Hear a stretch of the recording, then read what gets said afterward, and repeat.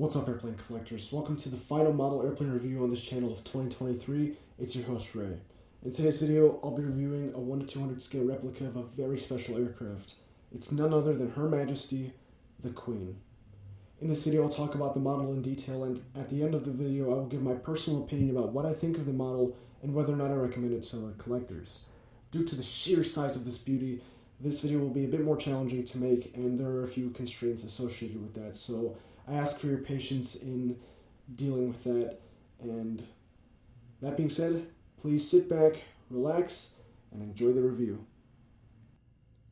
The box is a large cardboard box at 36 centimeters lengthwise and height-wise, and 12 centimeters wide.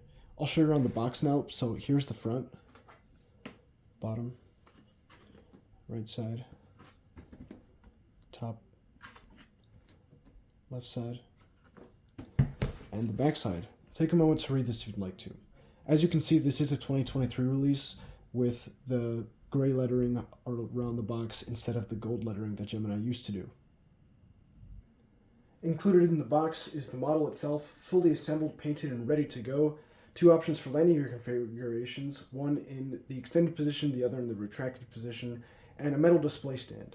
For the majority of this review, I will have the model in the landing gear extended configuration, but I will demonstrate what the landing gear retracted configuration looks like later in the video.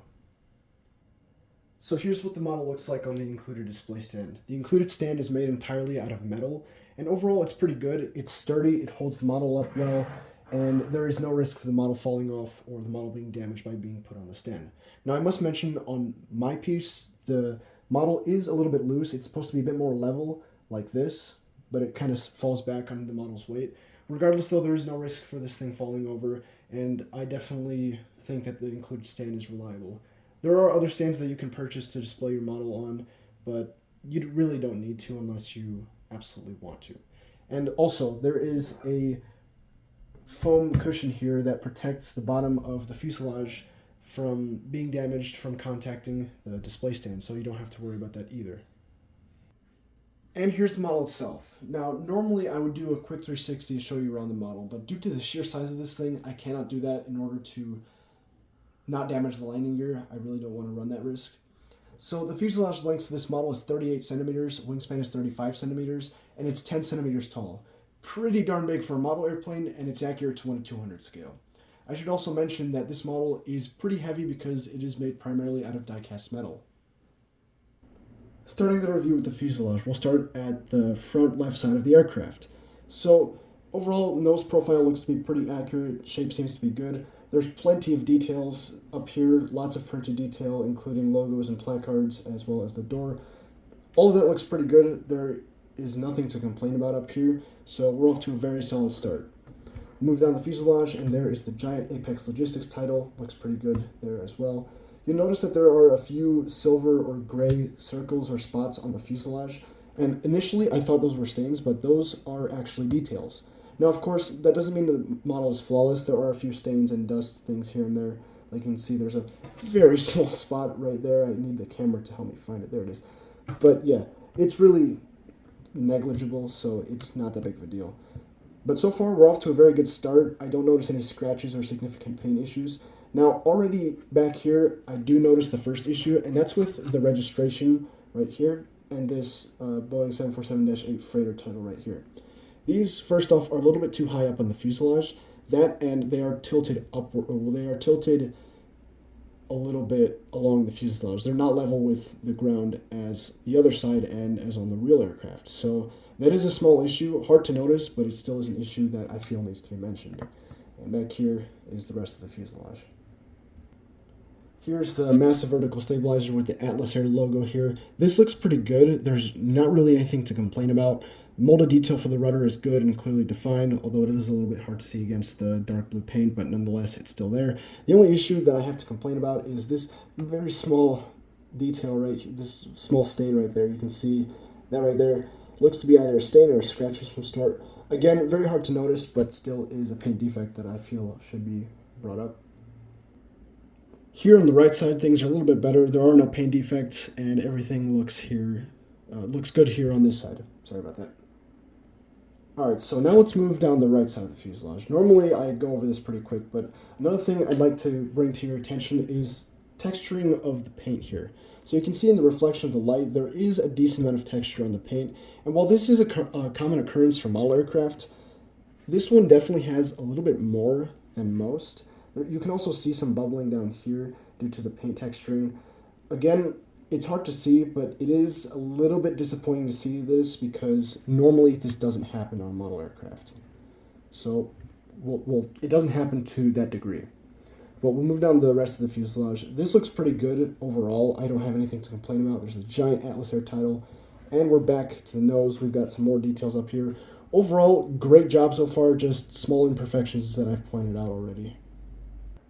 Moving on to the giant wings in this model. The wings in this model are pretty good. There's a decent amount of detail on them.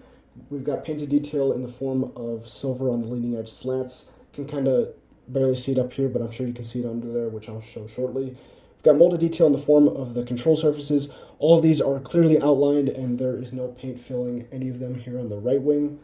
And printed detail looks good in the form of the lines here. Again, no issues with the printed detail there. The only issue I have with the wings in this model is that here on the right side, if you look at the wing seam between the fuselage and the wing itself, you can see there is a significant portion right here where it's supposed to be attached into the fuselage, but it's protruding instead. So that is a small issue on the wings with this model. On the left side, however, this is not an issue. You can see the wing seam is correctly done and the wing is in place. So once again, moving to the rear section of the aircraft here, we can see the horizontal stabilizers. Interestingly enough, there is 2 shades of silver paint on here, which looks pretty good. I don't notice anything to complain about back here either, so I definitely appreciate the difference in paint there. Now for the APU, there we go, I hit the tripod, sorry about that. The APU looks pretty good as well, no complaints about that. And let me try and handle this properly, there we go. Underside of the aircraft looks good as well, nothing to complain about. Down here we also have some small things there. I'm not sure exactly what those are, but those look good. I don't see anything to complain about with those either. Overall, pretty solid job back here. Moving on to the engines. The engines in this model are massive and they look pretty good. I mean massive because they're big, but they're appropriately sized for the aircraft. I'm not saying that they're oversized or anything. So they're very nicely detailed as well. You can see the engine strakes are done very nicely. There was a dust flake on that one. There is some printed detail up on the top. On the bottom, I'm not sure. I think there is printed detail. Okay, yeah, there is a lot of printed detail on the bottom of these engines as well. The overall engine profile looks pretty good. The exhausts look nice, especially with the raked exhaust. That looks really good. And fan details are very nice as well. You can see that there is spinner spiral details, and all 4 of them, if I can get in there properly, there we go. All 4 of them do spin. If you blow into them, they do spin, which is very nice. Moving on to aerial details, this model features antennas and 3D lights. We have one 3D light up here at the top of the front section of the fuselage. That looks pretty good. It's aligned dead center with the fuselage. The large antenna up here is also aligned pretty well, and it's perfectly vertical, so there is no attachment issues with that. At the rear section, we have another large antenna and then a smaller antenna. Smaller antenna seems to have been bent a little bit backwards, but it's not really anything too crazy. And actually, it appears to be a little bit twisted as well. So you can kind of see what I mean, that it's off to an angle. However, there is a decent amount of glue around it, so bending it back into place is not an option. And while it is a small thing, I would rather prefer my antennas to be straight.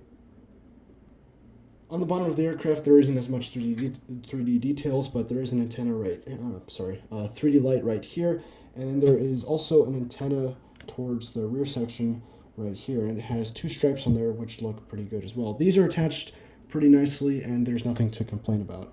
And of course, back here, there's these small details that are also protruding from the fuselage. Moving on to the landing gear for this model. So this is the main landing gear. As you can see, they're all in the extended position. So the wheels, all of them, they do roll. Some of them are a bit stiff, and as you can see, the wheel on this one is a little bit messed up there. But they all roll, and some of them are a bit stiff. The gears do pivot. They all pivot. Some of them do require a bit of a push to get them to pivot, but they do pivot, so that's accurate as well. And they're pretty nicely detailed overall. Here's the nose wheel. The nose wheel actually doesn't pivot on my model. It's supposed to turn around a little bit, and it does a little bit actually. I'm just being a little bit picky, but it's supposed to turn around a bit more. Personally, I don't like it that nose wheels rotate, so this is kind of a plus for me, but it is supposed to rotate on the real model. Still though, the wheels do roll nicely, so that is nice to see.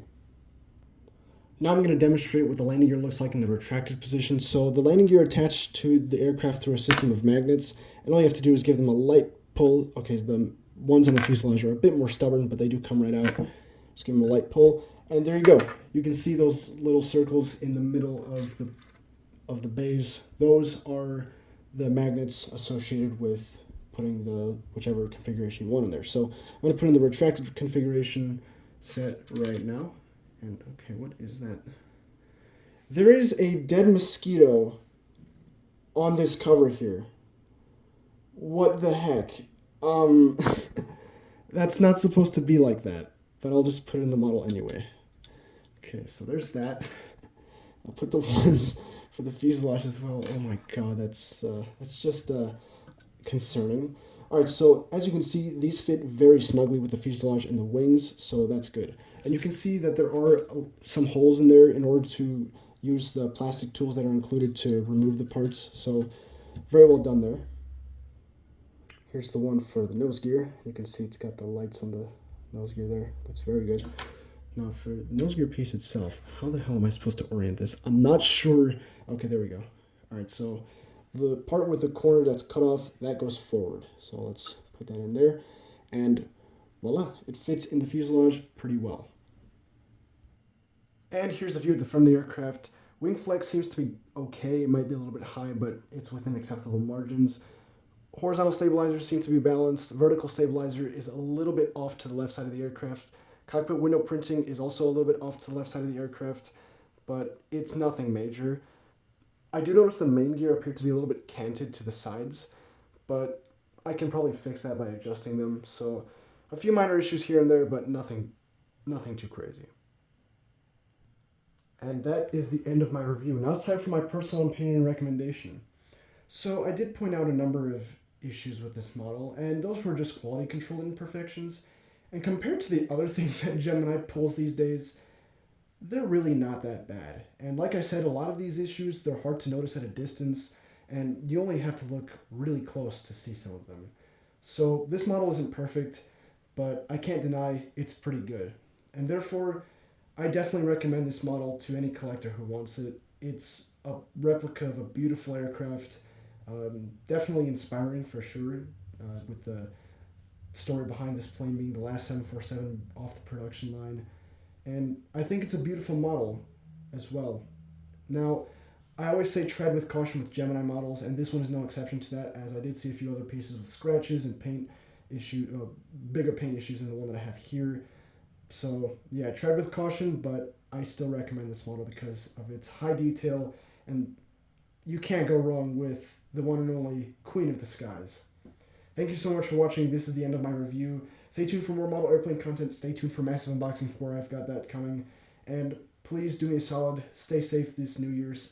Be responsible. And most importantly, spend time with your families, friends, and loved ones. And I wish you all a very happy New Year's and good luck going into 2024. Like, comment, and subscribe. Thank you so much for watching. Take care of yourselves. Happy building. Happy collecting. See you next time.